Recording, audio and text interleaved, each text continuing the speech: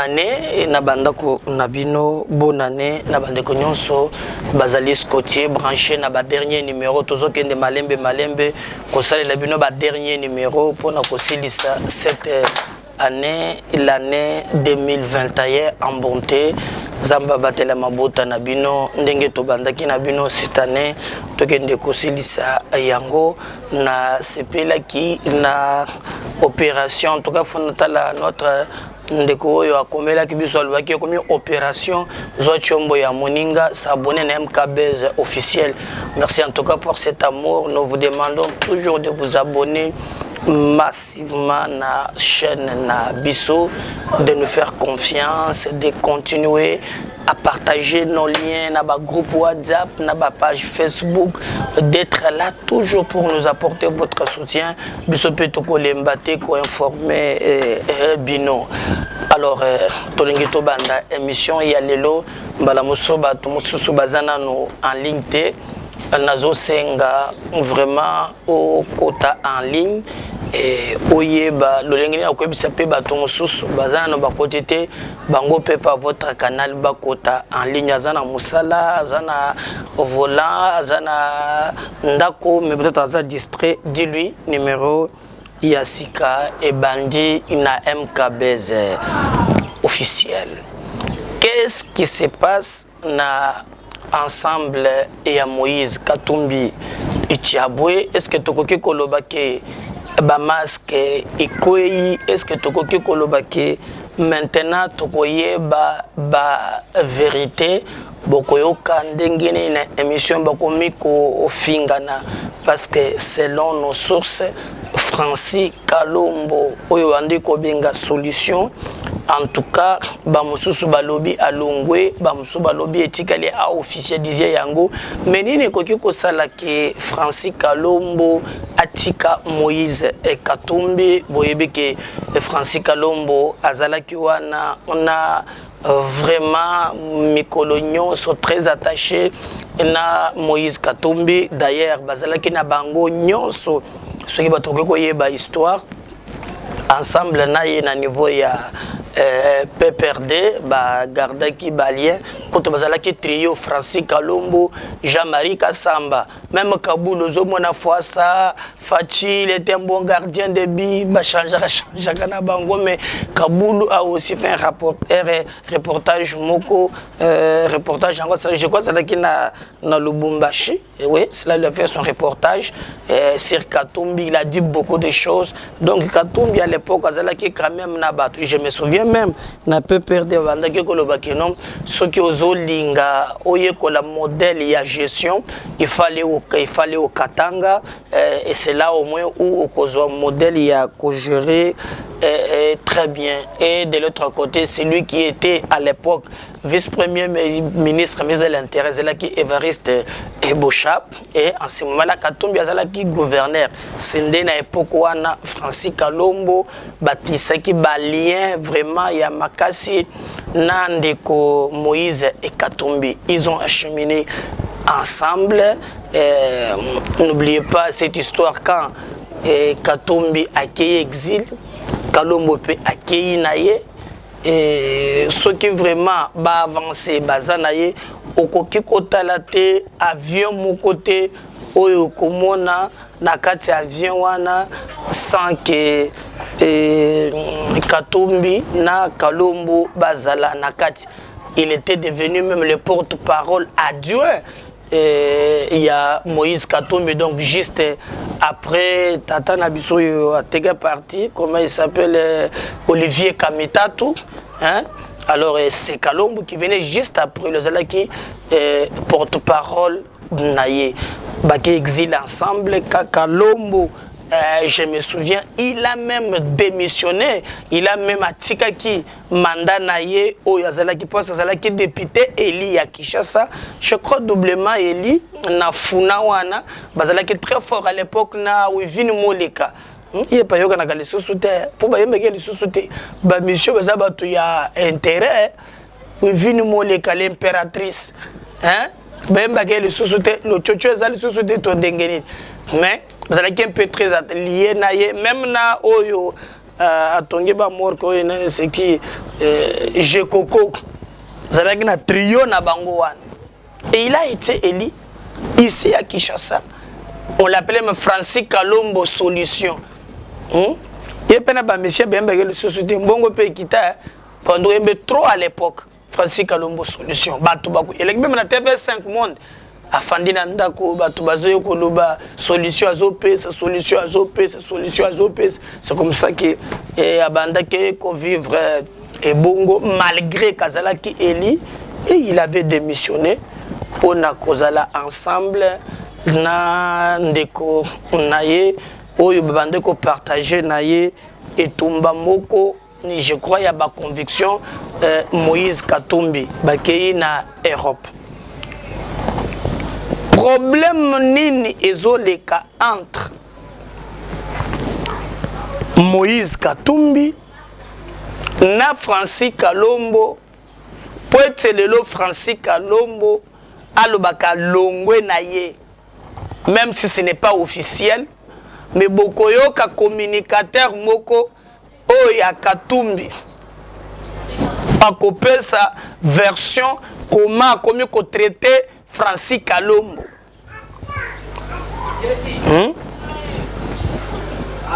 Pour Kalombo bauti ko nommé ye kala mingi te azalaki coordonnateur provincial, celui qui s'occupait de l'ensemble pour la ville de Kinshasa, azalaki secondé na adjoint na ye Daniel Saf. Oya komi ko benga Katumbi le aba congolais. Alors que Katumbi azana mbongelo ko somba ka ba politicien kala mingi te na bato bazana ba ko batie pri ba sombi yango. Mais Francis Kalombo à peine quelques jours koyo kana ezali soso te. Ponanine. Premier élément ezali bazali ce ko partager approche mon côté. Na yebisa kebino ne kati ya ensemble wana ezana ba anti Tshisekedi oyo bazo supporter Tshisekedi ata mukete pona bango il ne faut même pas parler de Tshisekedi. Groupe ya ba Olivier Kamitato. Souvenez-vous lorsque Peter Kazadi alobaki que tango bazale ko discuter makambo ya seni alobi Kamitato yaki na arrogance moko oyo bakoki ko expliquer te malgré concession elingaki basala bango bayaki na arrogance pona bango esengelaki corrompre likambo wana et les liens wana ekomaki peu mubulu. Ils ont mis Katumbi na difficulté. Secrétaire général na bango Dieudonné Bolingen Tenge alobaki clairement que pona ye sans mâcher les mots bakolongwa interview wana ezalaki na RFI. Katumbi il est venu ici ou aye ko la consultation batuno so ba monaki ye aye na kati akuti bekan quand ya liboso ezali quand oyo balobi tokende quand ya mibale ezaka ya ba réaliste donc tu prends ozuka ya ba Salomo Escadela ozuka ya ba Olivier Kamitato quand wana na batu na bango mususu pona batu wana esengeli vraiment corrompre kobuntia Tshisekedi coûte que coûte en tout cas esengeli panzana quand ya mibale c'est le cas oyo ezali porté par Francis Kalombo o bango balobi me to uti na bitumba na FCC. Il y a des choses aux concession. À l'interne, on n'a pas maintenant l'intérêt aujourd'hui de nous affronter à Tshisekedi. Ah oui. Le deux camps babandiko s'opposer. Mais ça fois lobaki ke bakosombaka kuna eza likambo ya mbongo. La plupart au baza pembeni ya Katumbi, en tout cas faut kolandela très bien. Baye kokoma bazwa musolo batala nini ezali koleka mutu na mutu bandi ko benda dra de son côté. Et c'est ce qui a fait même que Bomoni Katumbi ayaki yawa akoki ko se prononcer te hein alobi lobi ti asilisi loba o nazoloba te azonga Lubumbashi a consulta batu nyonso esimbi te même na bajora bandi ko consulter kulukuta papala miyayo hein bakijaba batu nyonso consulter bimisa conclusion et bimité. Alors nous nous posons la question. Problème ezali na niveau nini? Toujours tout na moto. Problème ezali na niveau nini?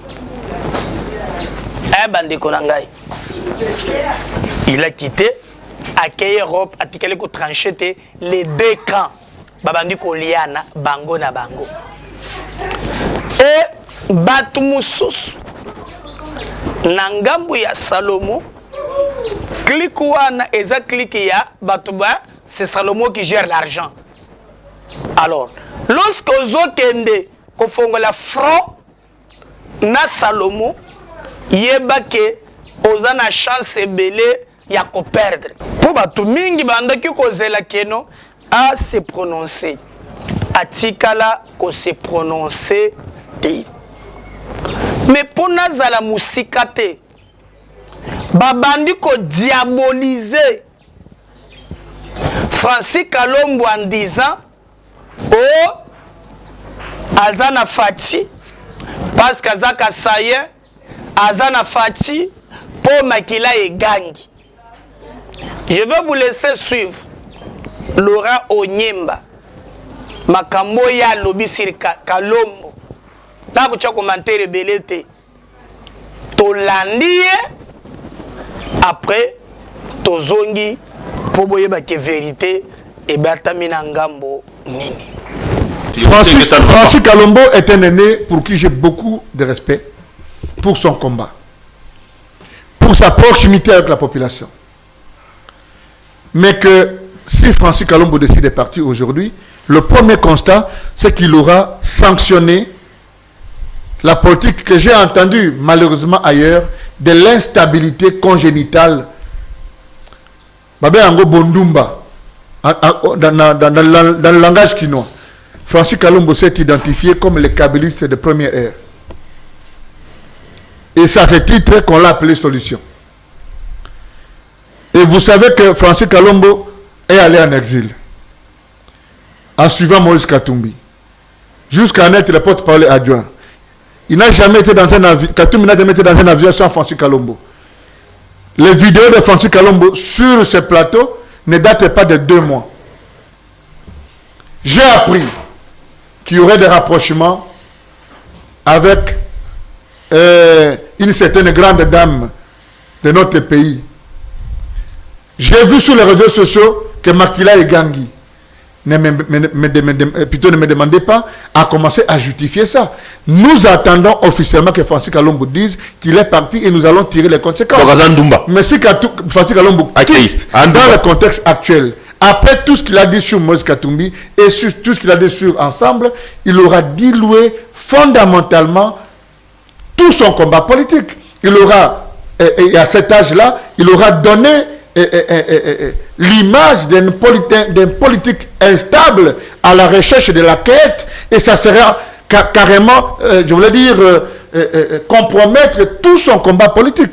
Ça va vous fragiliser quand même de perdre un élément comme Kalombo. Je ne pense Kalombo pas. incarne quand même le katumbisme. Je ne pense pas que Francis Kalombo, du point de vue politique, pèserait mieux qu'Olivier Kamitatou. Je ne pense pas que du point de vue de la communication, Francis Kalombo ferait mieux le boulot que moi. Vous avez suivi sur ces plateaux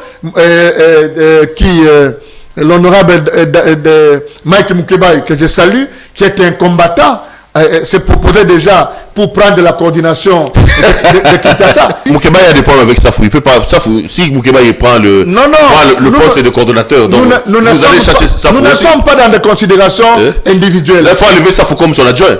Moukeba et Safou ne sont pas nés pour vivre ensemble. Mais pour autant qu'ils sont ensemble et qu'il y a la discipline du parti, ok, à un moment donné, ils devront se supporter. S'ils ont des problèmes, ils vont devoir les résoudre en dehors des cadres d'ensemble. Voilà. Je crois Bolandi, Binomoko, Laura Onyemba, Makambo, à lobby. À lobby, Francis Kalombo, à son ancrage, Francis Kalombo, à Kokende Naye, j'aurais appris que Makila et Gangi, toujours Nabilo Komoko. Toujours Nabilo Komoko. Quand il était avec vous, wana Makila et Gangite. Toujours, moi je regrette que Boali mi tema mabe. Donc tout le temps que Francis Kalombo, azalaka na Katumbi, Makila ezalaki bien. Nanu Kutu est commis officialité et qu'à se prononcer. Directement, Boyoki, un cadre. Celui-ci est très proche de Salomon. Il dit carrément que Makila est gang. Alors, rentrons maintenant dans la logique.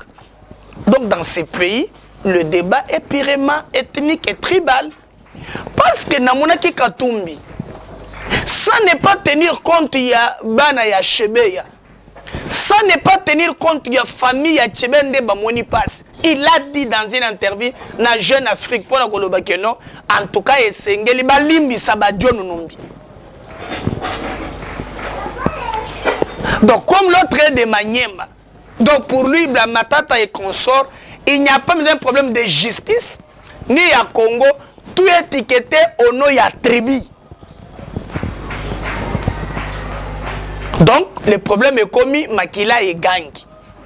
Et d'ailleurs, je me souviens à l'époque, attends, Landagabango Mingite, mais papa Oyo, Afinga, Adalsogi Nanini, Afinga Kapé Mingi, le Kola, Ndegunabiso Moussous, Adalakan armée de victoire, je crois que Bishop Élysée. Il avait un jour parlé, na Makambo ya Francis, na Makambo Salomo Azosala. Donc nous, ça nous fait très mal. Il y a comme on a que bateau vraiment, si na moya lelo, bazo continuer comme maka débat sur le plan ya tribu. Alors que Francis Kalombo, pour des convenances, ce n'est pas encore officiel. Peut-être que bongi ça va négocier à Zongi, mais entre Bango les deux camps, bazo la vision o ya Katumbi. Et vous avez vu, Katumbi a mikutaki ke azalaki na difficulté, tango komaki na Kisangani, a critiqué le gouvernement, en entre-temps, a tigale na katia union sacrée. Kalombo trouve que les ambiguïté, de l'hypocrisie à l'hypocrisie, ils sont tous assimés. Bamso lobité, ils sont tous attaqués, tu sais que tout en étant. Parce que Oyo Bomoni azali ko attaquer wana azali conseiller na cabinet ya Chéribin Okende. Azali conseiller na cabinet ya Chéribin Okende. De côté aza conseiller. Qui l'a conseillé? Il faut qu'on soit mbongo, il faut qu'on soit ma poste, qu'on partage à la fin. Maintenant, revenir pour ça la hypocrisie d'Enge Zalaki. Parce que, bon, le message quand on a apprécié à Noël. Ouais, c'est un message politique. Alors, il y a des gens, comme quand tu veux être candidat en 2023, gagner à tout prix. Et Sengile va utiliser ambiguïté wana pour ne faut balongo. Alors, le réalisme ya Francis Kalombo et le kelier diabo ya kosakanate. Oh ndekona yo Makila et gangi bolanda kibino moko komba oyo azali ko répondre que non balobi ke Makila et gangi. Et celui-là est très proche de Salomon. Très proche de Salomon. Donc nous devons réfléchir sur ce côté. Quand il était avec vous, on a maïndé gangaki. Hein? Quand Francis se battait ici pour France, pour na parce que ngana Francis to bola ka idée na idée na ya tamu côté. Ngana yo sur le plan idéologique, sur le plan réflexion, tout ça la diamétralement opposé. Ça la d'accord na été.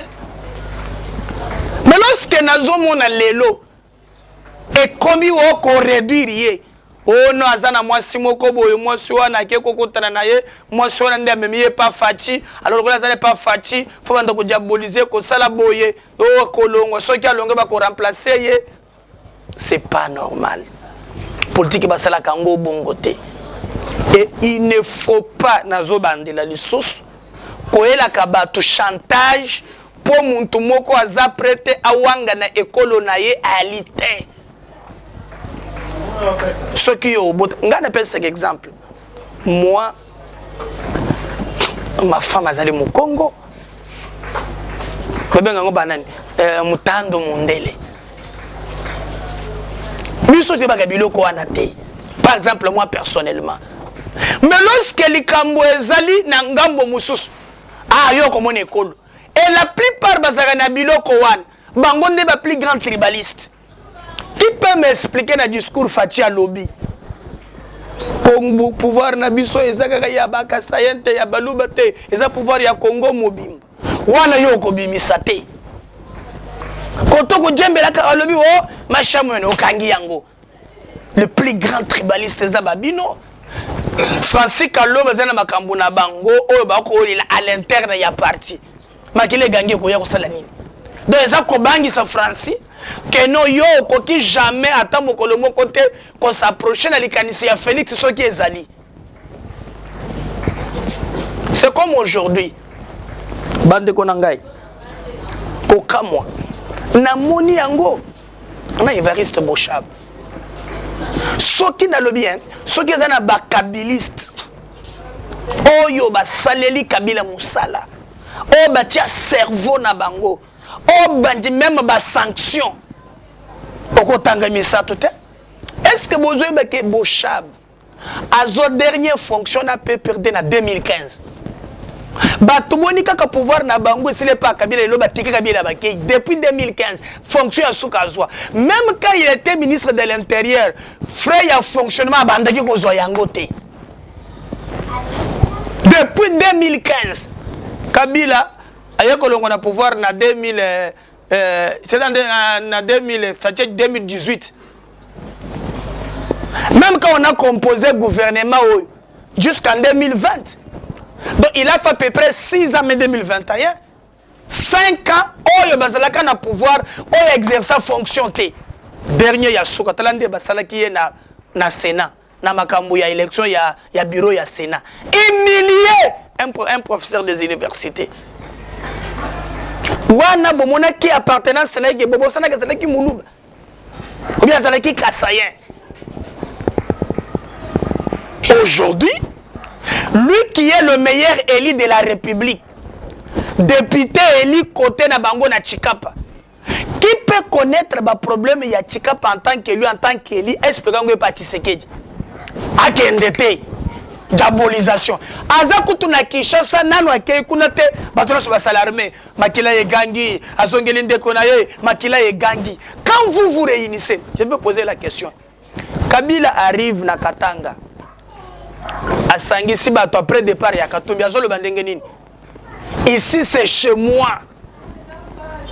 Ceux qui sont dans la province on a investir mingi ezande awa. J'ai beaucoup investi ici. Et puis, il y a l'obiso qui n'a pas makelele na zonga ka awa et pas na biso na ya kota la papa na ya kota la maman nangai. Il a dit ça. Celui qui présidait à l'époque c'était Mwando Simba. Bozalaki wapi. Boni boyoko ko bangi saka pe bato bongo. Hein? Aujourd'hui tout le monde se tourne. Namoni Bochabe.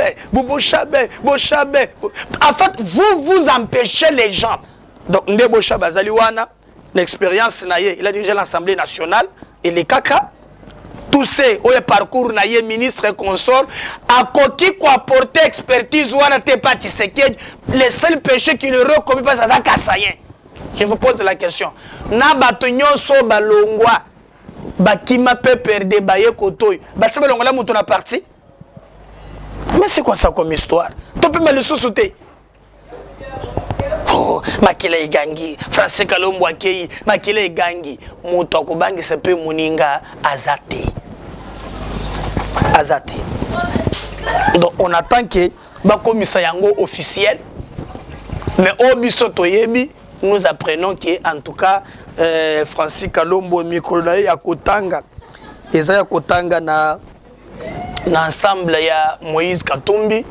Attendons voir ce que ça va donner parce que biso tokozala wana toujours pour na ko servir bino nde tolobaka toujours biso MKB officiel tolukaka info tokoloka pe ke ba équipe na biso ba yeba kokota en contact na Moïse comment j'allais dire Moïse bokota na Francis Kalombo ba meka kozwa version de fait naye tokoloka pe batuno sutotangi awa to bunda koma tokozela bino information o to benga ke pa na biso sans formol parce que tokobunda to sala effort pour te makambo nyonso ekende est très bien sinon pas tokotika la kana discours ya haine discours ya tribalisme discours moko oyo ekoki vraiment ko faire avancer Congo te soki makambo évoluer ndenge mususu tokozonga lisusu pona koyebisa abino. Moi je vous demanderai ceux qui vraiment ozotala cette émission kotala ngo yo mon côté pardon zoa émission yo partager lenga yango partager ngo na ba groupe WhatsApp partager lenga ngo na ba page Facebook yo soki okamati otindeli mutu mususu senga pe mutu wana pe ye pas s'abonner hein tokoma ebele bo pesa biso makasi na présenter bino pe ba meilleur v balandi na biso nyonso bozana ba 5 continents hein Nzambe a abatela bino makambo eleka très bien. Continuez à s'abonner, à nous faire confiance, de nous suivre tous les jours parce que biso tokozala toujours là pour vous servir. MKB, c'est la voix des sans voix. Numéro monsieur Zoya. Tokozala ensemble avec nous. Nazozela ba bonani na bato nanga yo kabakate na singi yote na bato nangai ndi nazosinga Ezoya. Bye.